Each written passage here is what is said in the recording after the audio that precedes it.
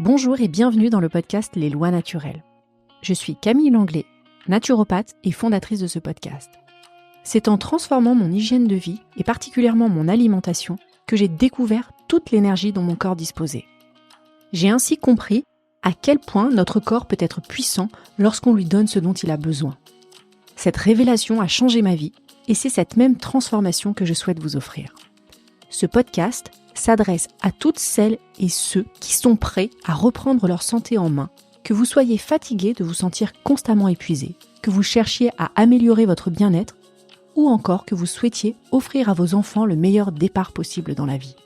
À travers des épisodes en solo ou avec des invités experts, je vous montre comment la naturopathie peut vous aider à atteindre votre plein potentiel, tant sur le plan physique que sur tous les autres plans de l'être.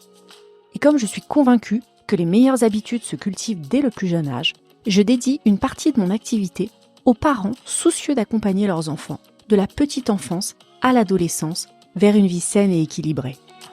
Si vous êtes prêt à transformer votre vie ou celle de vos enfants, vous êtes au bon endroit. Si vous aimez le podcast et que vous souhaitez soutenir les lois naturelles, n'oubliez pas de laisser un avis sur votre plateforme d'écoute, 5 étoiles de préférence, ou un commentaire sur Apple Podcast. Cela m'aide énormément à faire découvrir la naturopathie au plus grand nombre. Bonne écoute!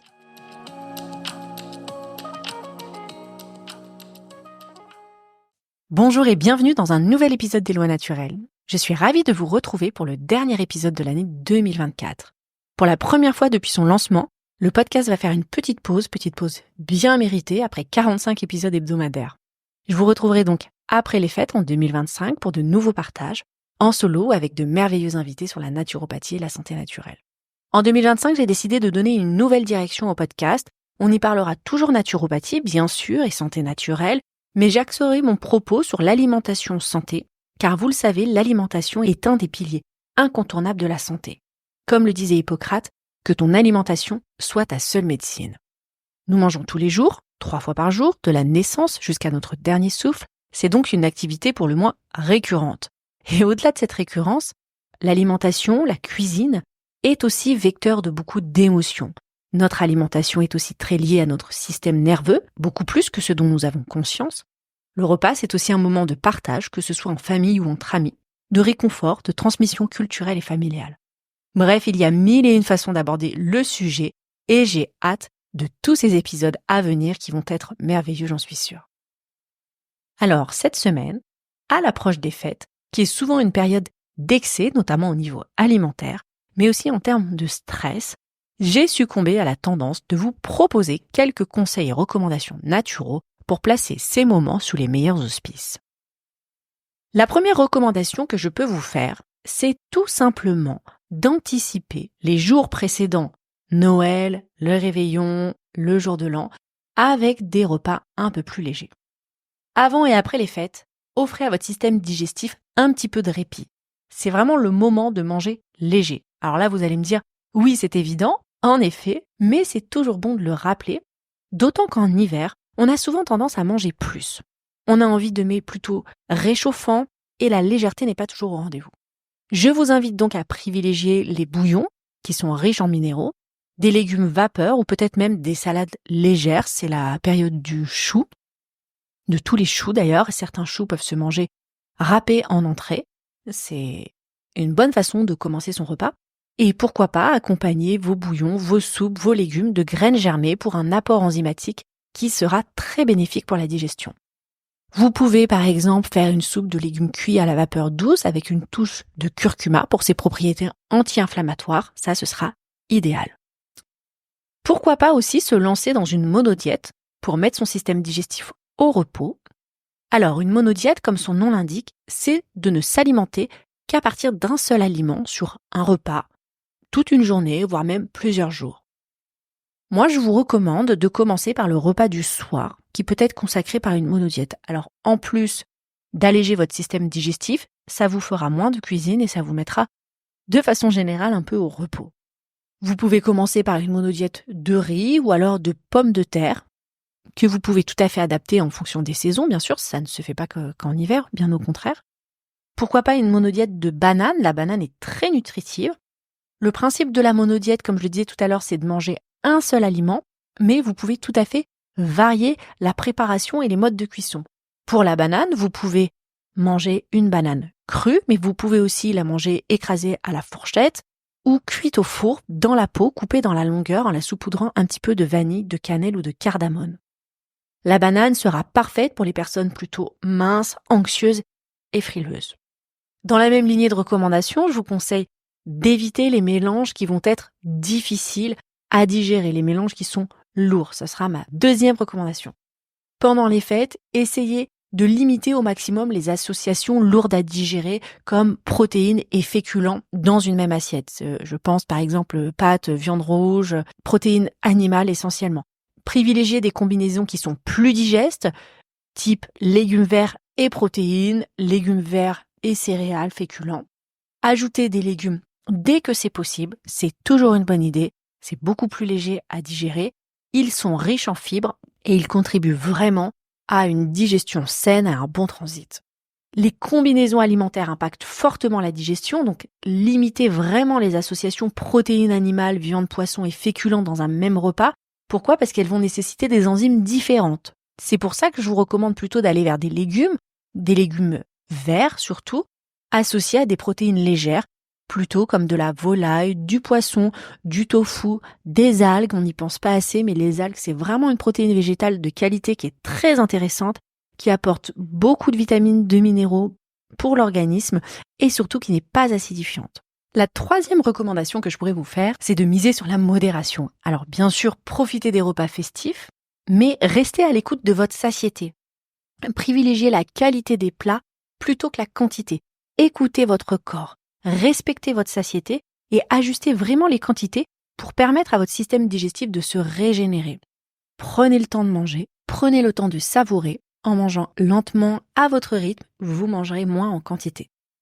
Apprenez vraiment à reconnaître les signaux de satiété qui sont envoyés par votre corps. Prenez de petites portions pour savourer chaque plat et ne surchargez pas votre assiette. Si un dessert ou un plat vous fait vraiment envie, choisissez-le en pleine conscience. Prenez une part raisonnable d'un dessert, par exemple, que vous accompagnerez de fruits frais pour essayer d'équilibrer. Et vraiment, le maître mot, c'est que la qualité l'emporte sur la quantité. Vraiment, choisissez les aliments préparés avec soin plutôt qu'une surabondance de plats. Allez à la simplicité et à la qualité, ça sera le meilleur choix. Et dans le prolongement de cette recommandation, une quatrième qui est vraiment de manger lentement et de mastiquer en conscience, qui va tout à fait avec la modération. Profitez vraiment du fait que nous sommes en période de fête, que vous ne mangez ces plats-là qu'en de rares occasions. Savourez chaque bouchée. Prenez le temps de mastiquer, c'est très important. Souvenez-vous que la première étape de la digestion se fait dans la bouche et que c'est une étape fondamentale. Comme je dis souvent à mes enfants, l'estomac n'a pas de dents, donc si vous ne mastiquez pas, l'estomac a un travail supplémentaire à faire.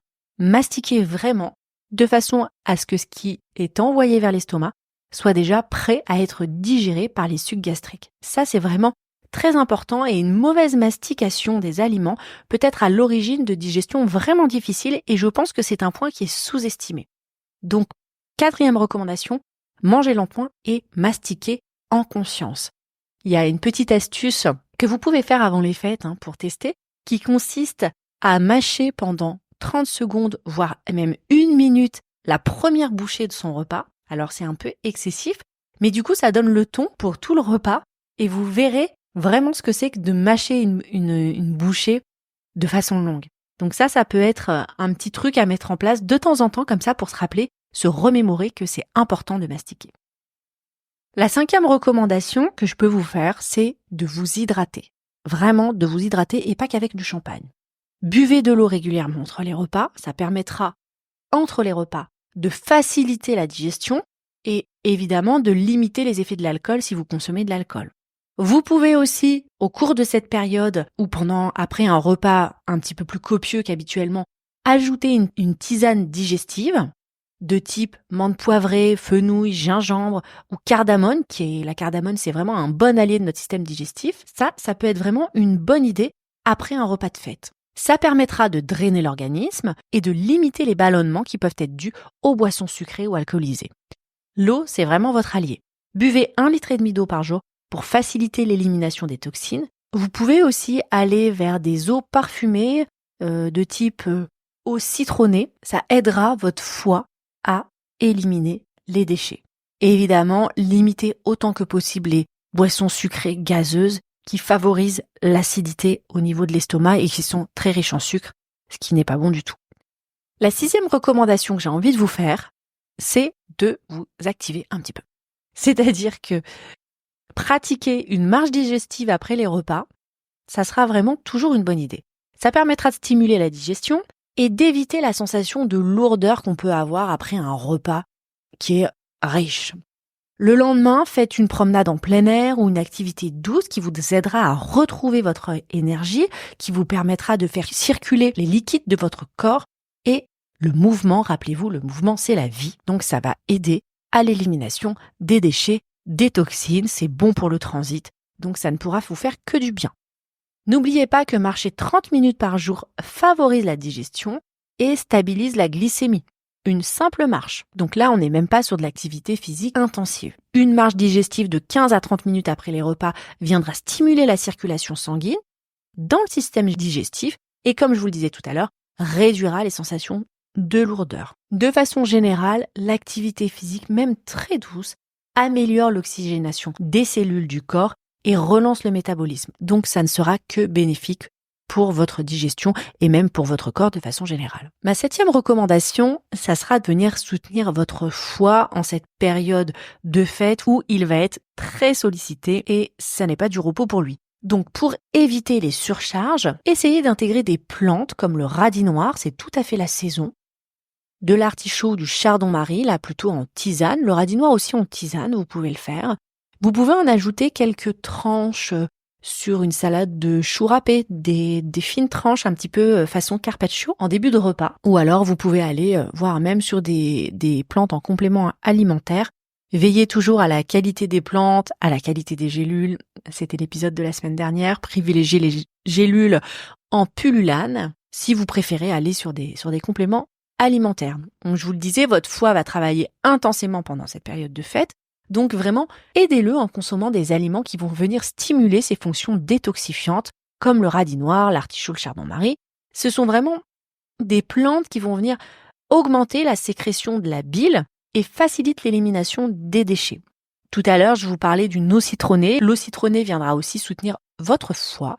Vous pouvez ajouter du curcuma, du romarin. Toutes ces plantes-là ont une action protectrice sur votre foie. Ma 8e recommandation sera de prêter une attention particulière à votre sommeil et de préparer votre sommeil.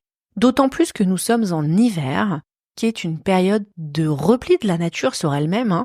Les arbres ont perdu toutes leurs feuilles, il fait froid, on n'a pas beaucoup de luminosité. Donc c'est vraiment une période où nous-mêmes, à l'instar de la nature, on devrait économiser notre énergie.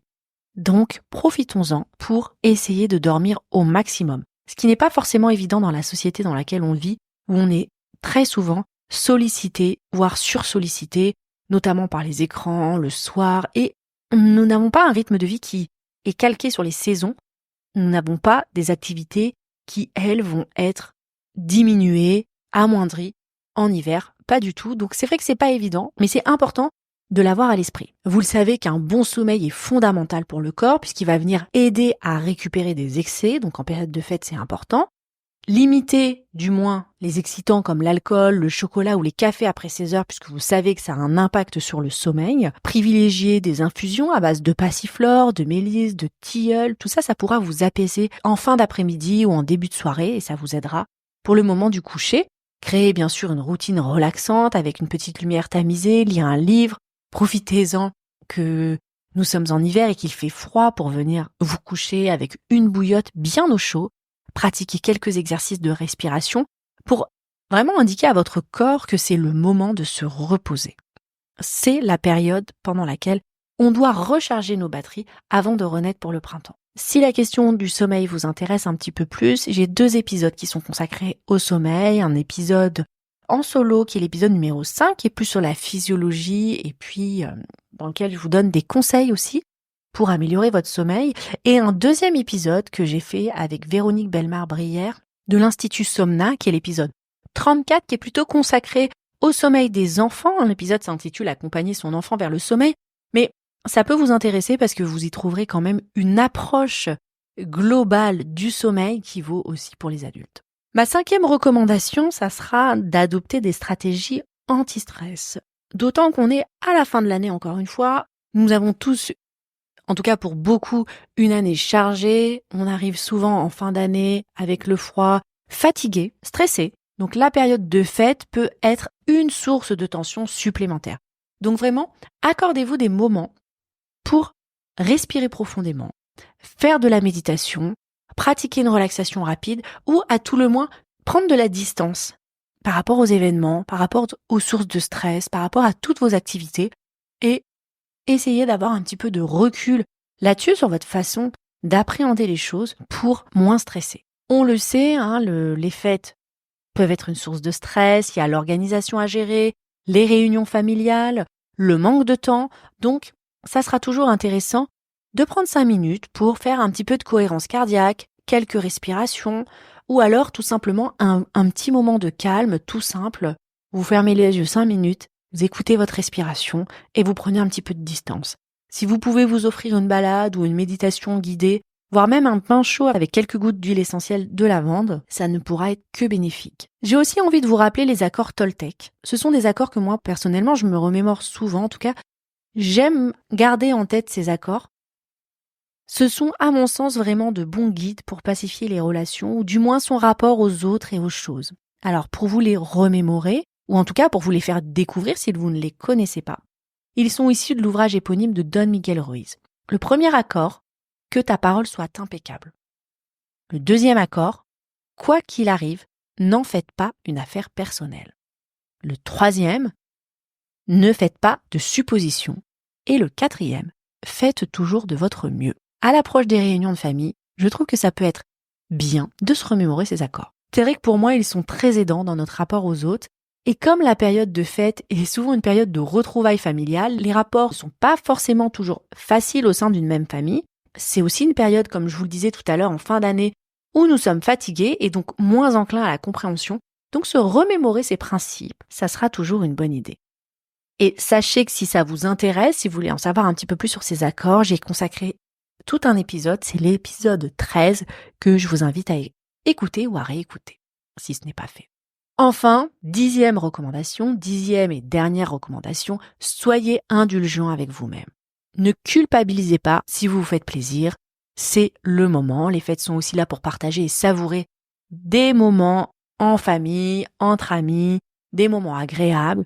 Et le retour à une alimentation équilibrée ou à une vie un petit peu plus équilibrée viendra tout naturellement. Les fêtes sont avant tout un moment de joie et de partage, donc si vous faites quelques excès, accueillez-les sans culpabilité. Vous le savez, l'équilibre alimentaire se joue dans la durée et non pas sur un seul repas, voire même sur quelques jours. Donc profitez bien de ces moments avec vos proches et rappelez-vous que ce sont des instants qui nourrissent aussi votre bien-être émotionnel et ça c'est très important. Vous aurez bien sûr tout le temps de reprendre vos bonnes habitudes par la suite et d'aborder l'année 2025 avec de bonnes résolutions. Pour terminer cet épisode, je voudrais remercier tous les invités que j'ai reçus dans le podcast. Chaque enregistrement a été l'occasion d'un moment d'échange et de partage très enrichissant pour moi. Je prends beaucoup de plaisir lors du montage des épisodes à me replonger dans l'échange passé au son de la voix de mon invité. L'écoute de la voix dans mon casque donne un sentiment d'intimité et de proximité, presque même de confidence. Donc je tiens vraiment à les remercier tous très chaleureusement d'avoir accepté soit de se livrer sur leur parcours, ce qui est loin d'être évident, soit d'avoir partagé une partie de leur expertise pour rendre la naturopathie et ses concepts accessibles au plus grand nombre. Et bien sûr, je vous remercie vous, chers auditeurs, d'être chaque jour de plus en plus nombreux à écouter ce podcast. Les écoutes grandissent chaque jour un peu plus et c'est pour moi une grande fierté de savoir que ce podcast touche de plus en plus d'auditeurs.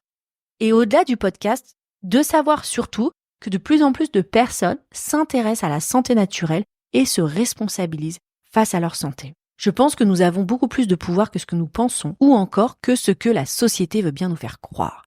Donc grand merci à vous tous pour vos écoutes, qu'elles soient fidèles ou passagères, et pour vos chaleureux avis et pour votre confiance. Je vous souhaite d'excellentes fêtes de fin d'année, un très joyeux Noël et au plaisir de vous retrouver en début d'année 2025.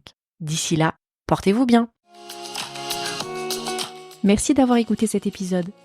Rejoignez la communauté des lois naturelles en vous abonnant au podcast et découvrez comment mettre en place des changements simples mais puissants dans votre quotidien. Et si vous souhaitez aller plus loin, je vous invite à prendre rendez-vous pour une consultation en naturopathie où je vous accompagnerai personnellement dans votre démarche de santé naturelle. Ensemble, nous explorerons comment la naturopathie peut transformer votre bien-être et celui de votre famille. Pour prendre rendez-vous, contactez-moi directement via mon compte Instagram, Les Lois Naturelles, ou envoyez-moi un mail à l'adresse suivante, lesloisnaturelles@gmail.com. Je serai ravie de vous accompagner sur votre chemin vers une meilleure santé. À bientôt!